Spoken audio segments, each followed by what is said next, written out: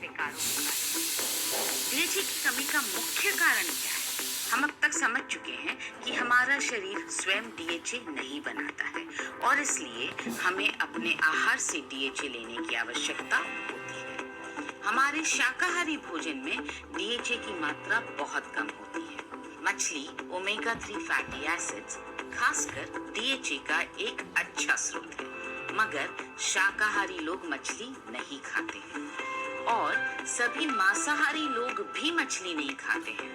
जो खाते हैं वे भी रोजाना नहीं खाते हैं। इस कारण हमारे शरीर में डीएचए की कमी हो जाती है। अब हम इस कमी का हमारे शरीर पर क्या असर होता है ये समझते हैं। विकासशील मस्तिष्क में कम डीएचए के कारण नए न्यूरॉन्स बनने की प्रक्रिया में बाधा पहुंचती है। न्यूरोट्रांसमीटर्स का मेटाबॉलिज्म कम होता है। सीखने और देखने की क्षमता में कमी आ सकती है। गर्भवती महिलाओं में डीएचए की कमी के कारण शिशु के मस्तिष्क के अपर्याप्त विकास का खतरा बढ़ता है। उनके रेटिना में कम डीएचए दिखाई देता है, जो उनके देखने की क्षमता को प्रभावित करता है। जिन शिशुओं को गर्भावस्था के आखिरी ट्राइमेस्टर में अपनी मां से पर्याप्त डीएचए नहीं मिला, वे आगे चलकर मानसिक परीक्षाओं में अच्छा प्रदर्शन नहीं कर पाए। मैं आपको याद दिलाना चाहती हूँ कि आखिरी ट्राइमेस्टर में मस्तिष्क का तीव्रतम विकास होता है। हमने मस्तिष्क की संरचना और उसके कार्यों के बारे में सीखा है। हमने उन सभी पोषक तत्वों के बारे में भी जाना है जो मस्तिष्क के स्वास्थ्य के लिए जरूरी है। आइए अब हम मस्तिष्क के कुछ विकारों के बारे में जानें।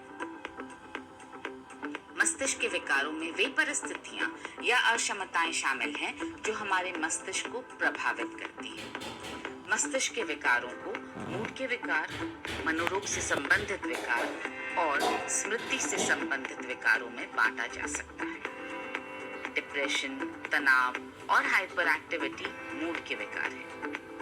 बाइपोलैरिटी, स्किज़ोफ्रेनिया और भ्रम संबंधित विकार मनोरोग से संबंधित विकार हैं। डिमेंशिया और अल्जाइमर्स स्मृति से संबंधित विकार हैं। ये सभी विकार हमारे सोचने समझने की शक्ति, हमारी शब्दों को याद रखने की क्षमता, ध्यान केंद्रित करने की क्षमता पर कम या ज्यादा प्रभाव डालते हैं। आइए हम सबसे पहले सबसे ज्यादा होने वाले स्मृति से संबंधित मानसिक विकार डिमेंशिया के बारे में बात करते हैं। डिमेंशिया उम्र से संबंधित हो सकता है। यह हमारी रक्त वाहिनियों के सख्त होने के कारण हो सकता है। बहुत सारे छोटे छोटे स्ट्रोक्स के कारण हमारे मस्तिष्क की कोशिकाएं मर सकती हैं, जिस कारण डिमेंशिया हो सकता है। मस्तिष्क में ज्यादा तरल पदार्थ इकट्ठा होने से दबाव बढ़ जाता है और उसके कारण भी डिमेंशिया हो सकता है। डिमेंशिया में स्मरण शक्ति, सोचने समझने की क्षमता, व्यवहार और रोजमर्रा के काम करने की क्षमता में गिरावट आ सकती है। डिमेंशिया की स्थिति में DHA, vitamin E, vitamin B12 और जिंक मदद कर सकते हैं। डिमेंशिया अक्सर अल्जाइमर्स की ओर ले जाता है। अल्जाइमर्स का मुख्य कारण है मस्तिष्क की कोशिकाओं का क्षय और उनका मृत होना। यह एक प्रगतिशील अपरिवर्तनीय विकार है जो सालों पहले से पनपना शुरू हो जाता है। यह व्यक्ति की निजी और सामाजिक तौर पर कार्य करने की क्षमता को कम कर देता है। इस बीमारी की शुरुआत में व्यक्ति समय के एहसास को खो सकता है और किसी जगह पहुंचते ही जाने की बात कर सकता है या फिर खाना खा लेने के तुरंत बाद खाने के लिए पूछ सकता है। आगे चलकर यह समस्या लोगों और जगहों के संबंध में भी होने लगती है। व्यक्ति यह भूल सकता है कि वो कहाँ रहता है, अपना नाम भूल सकता है और अपने परिवार के सदस्यों को भी भूल सकता है। अल्जाइमर्स में स्मरण शक्ति, खासकर अल्पकालिक स्मरण शक्ति यानी शॉर्ट टर्म मेमोरी का बहुत ह्रास होता है।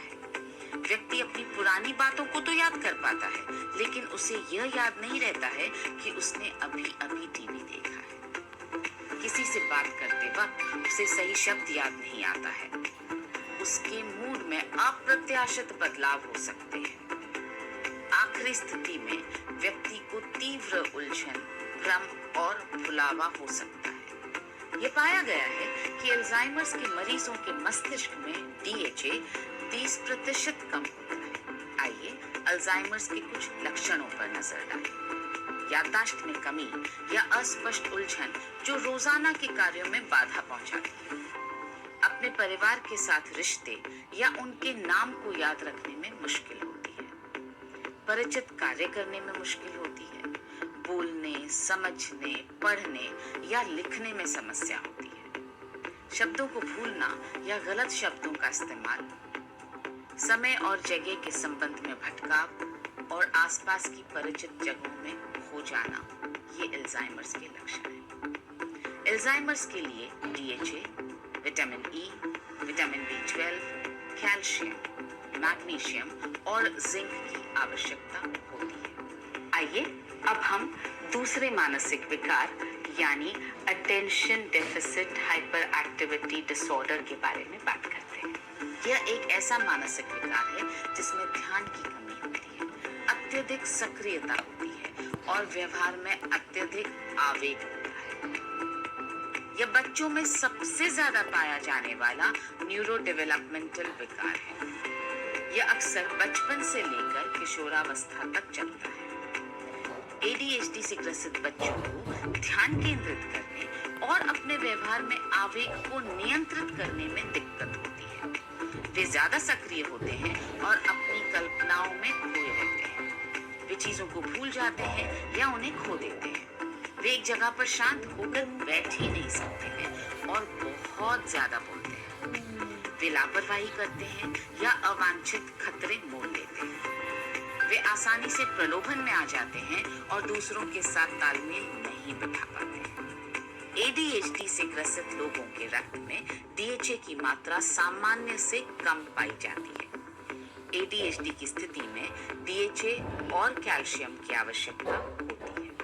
अगला मानसिक विकार जिसके बारे में मैं बात करना चाहती हूँ वो है डिप्रेशन। डिप्रेशन को उदासी, कमी और गुस्से की भावनाओं से परिभाषित किया जाता है जो व्यक्ति के रोजमर्रा के कार्यों को प्रभावित करती है। डिप्रेशन हमारे पूरे शरीर, तंत्रिका तंत्र, मूड, विचार और व्यवहार को प्रभावित करता है।